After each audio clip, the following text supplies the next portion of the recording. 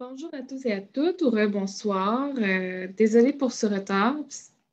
Si jamais vous attendiez la vidéo, sinon, ben, si vous attendiez la vidéo, vous savez que j'ai commencé la vidéo puis que j'ai fait à peu près un bon 10 minutes sans son. J'en suis, j'en suis profondément désolée. Bon, nous revoilà pour la vidéo de ce soir, un atelier sur le droit au logement. Puis ce soir, c'est comment faire une demande au tribunal. Oui, comment faire notre demande au tribunal administratif du logement, le TAL. Donc, je vais tout de suite commencer mon PowerPoint. On a quand même pris un petit peu de retard.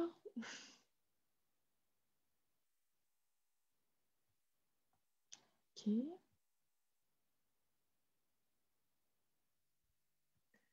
Ah.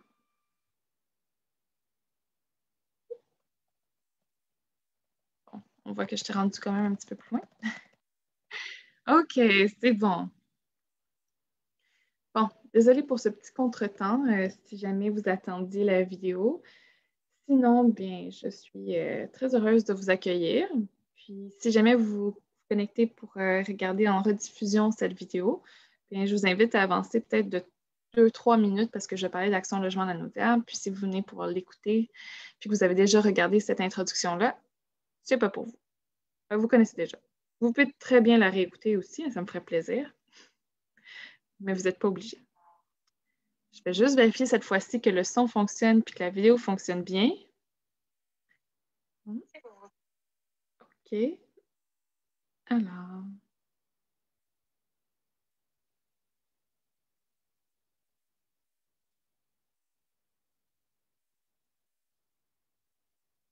À la recherche de la vidéo.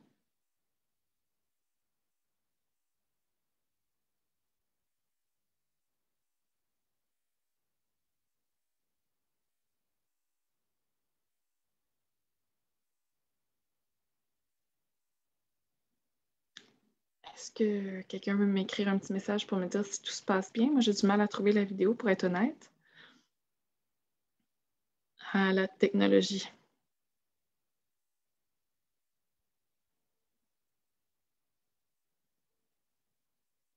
Bon.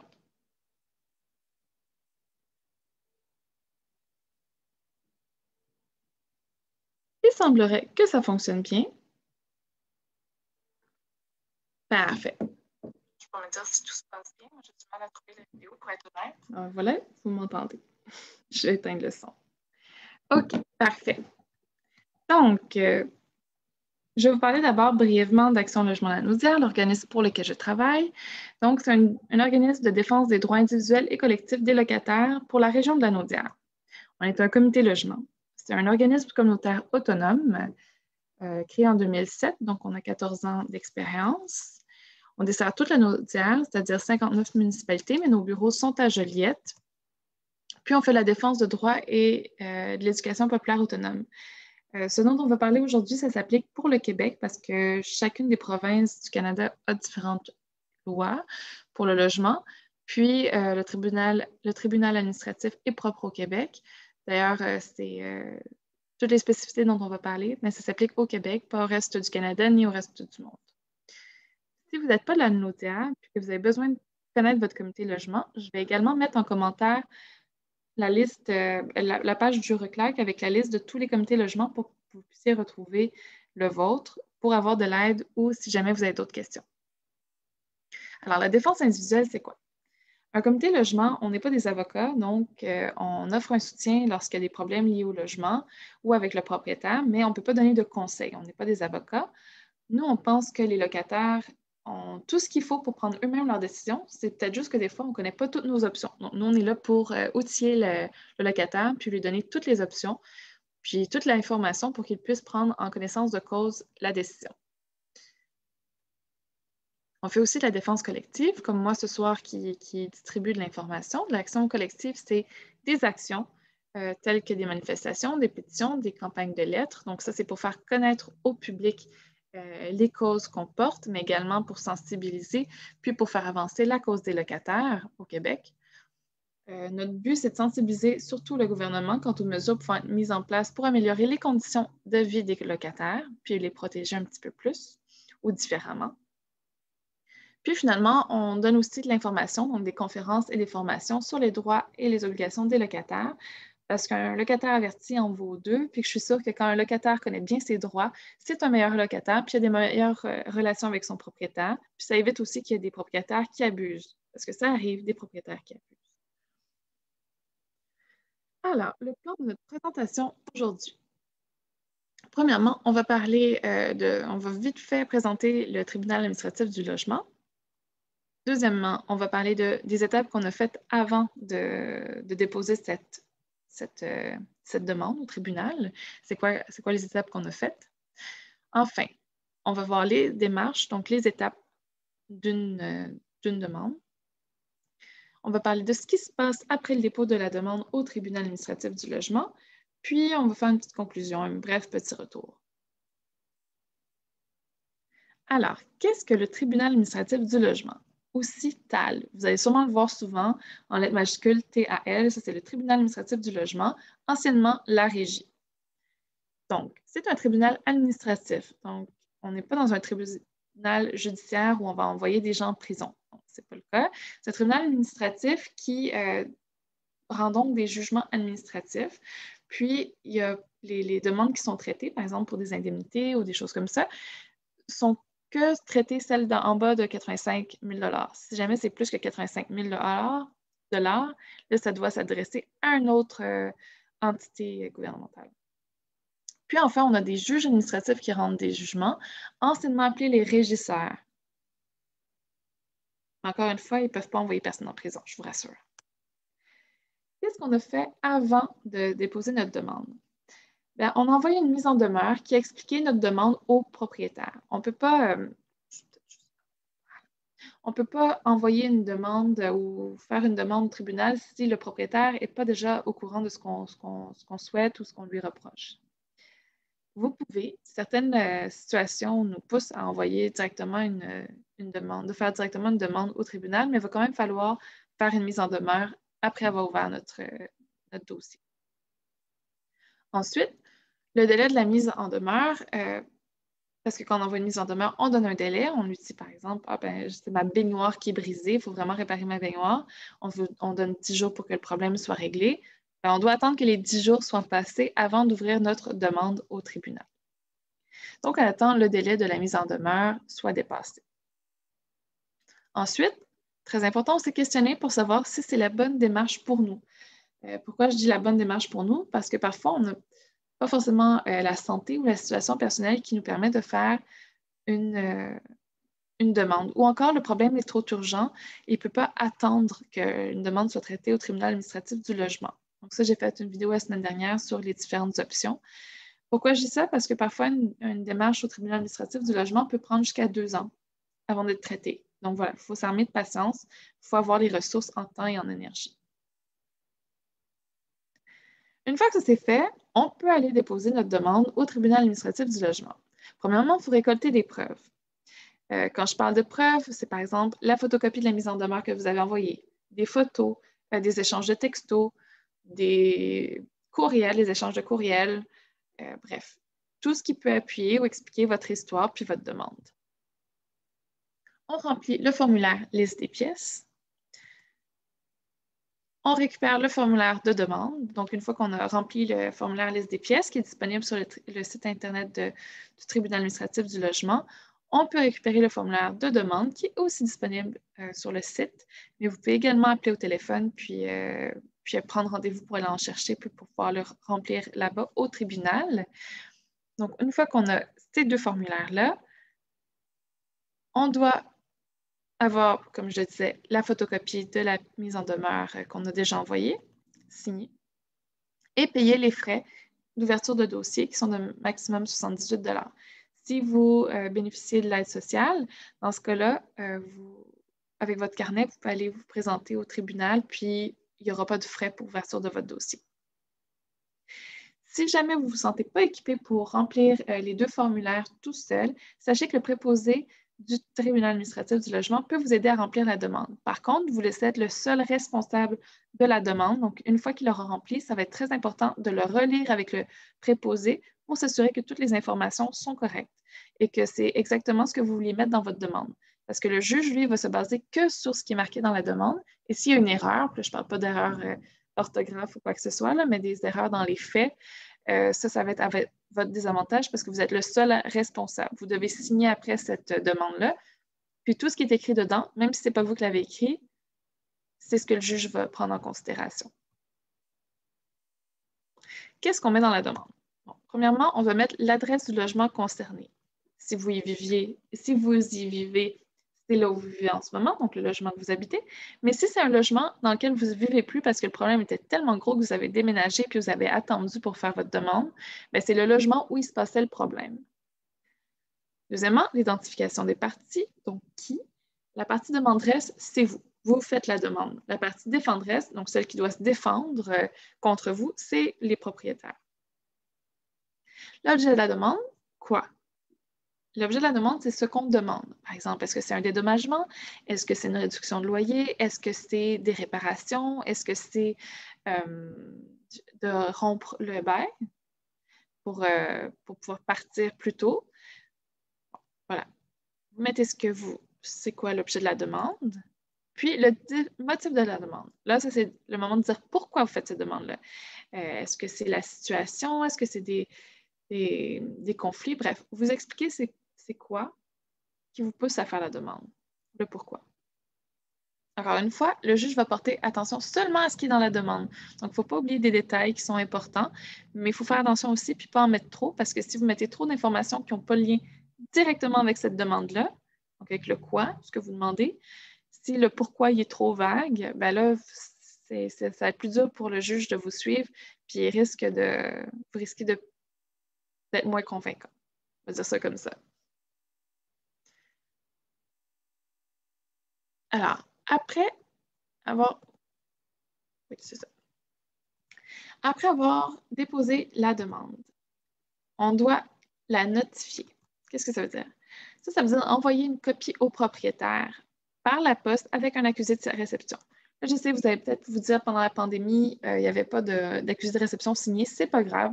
La poste avait quand même des bordereaux d'accusé de réception. Puis ça compte quand même comme des preuves. Donc, je vous invite à prendre cette preuve-là. Ensuite, vous attendez que le tribunal vous donne un OK. Donc, vous dites, c'est bon, la demande, elle est bien enregistrée. Et là, vous envoyez la demande et la liste de preuves. C'était peut-être pas clair, je pense que je ne l'ai pas mis dans le bon ordre. Bon, vous devez notifier. Notifier, ça veut dire envoyer au propriétaire par la poste avec un accusé de réception. Mais pour ça, il faut attendre le OK du tribunal. Donc, il faut attendre que le tribunal vous ait dit « D'accord, c'est bon, votre demande est enregistrée, elle est acceptée. » Puis là, il faut l'envoyer. Pour ça, vous avez 45 jours après le OK du tribunal. Puis, vous devez envoyer la demande et la liste de preuves. Vous vous rappelez, il y avait les deux formulaires qu'il fallait remplir quand on fait notre demande. Quand on dépose notre demande, on a besoin de la demande et de la liste de preuves. Je suis désolée, je dis souvent le mot demande, mais c'est comme ça que ça s'appelle. Puis, ces deux documents-là, vous devez en envoyer une photocopie au propriétaire 45 jours après.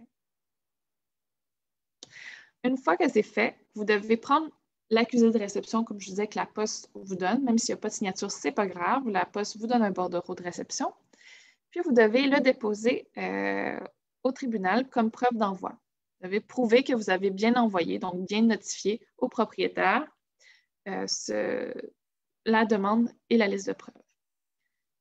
Ça, vous devez le faire soit sur le site Internet, soit en personne. Vous n'êtes pas obligé de vous déplacer. Si vous avez accès à Internet, vous pouvez très bien le déposer sur leur site Internet. Attention. Attention. Si vous ne l'avez pas notifié, dans les 45 jours, votre demande risque de tomber à l'eau. Elle peut être annulée. Parce que maintenant, le règlement dit que ça doit être fait dans les 45 jours, que le propriétaire doit être notifié dans les 45 jours. Idem pour lui. Il doit vous notifier dans les 45 jours qu'il y a eu une demande faite pour votre logement. Si ce n'est pas fait dans les 45 jours, le dossier est clos. Il n'y aura pas de jugement. Donc, après le dépôt de la demande, une fois que ça a été notifié, n'ayez pas peur. S'il y a des nouveaux incidents qui arrivent, vous pouvez faire des amendements. Donc, ça veut dire pouvoir rajouter des preuves ou pouvoir rajouter des demandes. Ce n'est pas impossible. On fait avec des amendements. Donc, Pour faire un amendement, premièrement, il faut envoyer une mise en demeure.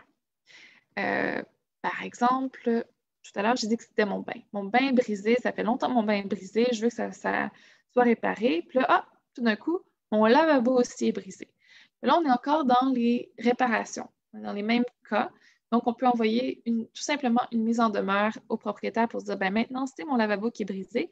Puis hop, faire l'amendement pour l'ajouter.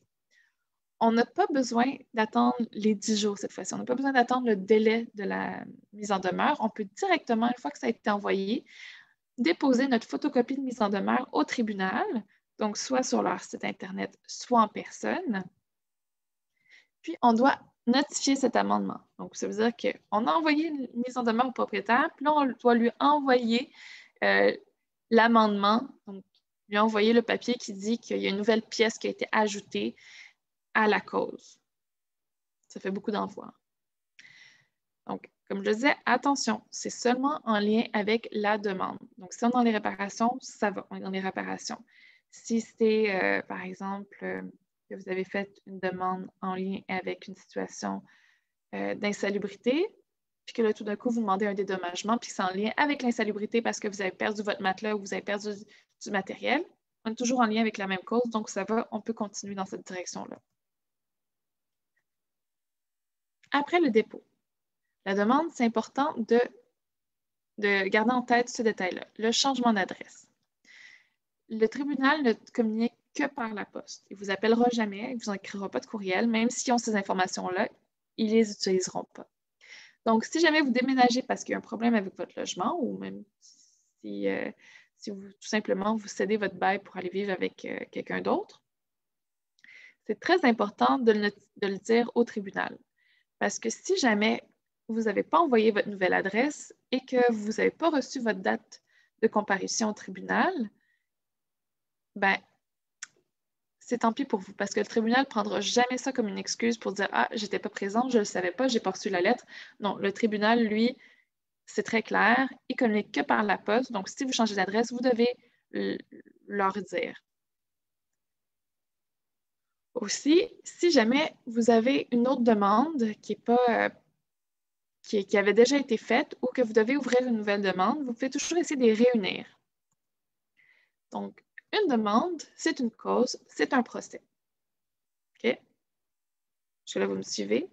Donc, c'est possible de réunir plusieurs demandes pour que plusieurs causes aient un seul même procès. Donc, au lieu d'aller 2-3 fois à la cour, vous pouvez, si par exemple,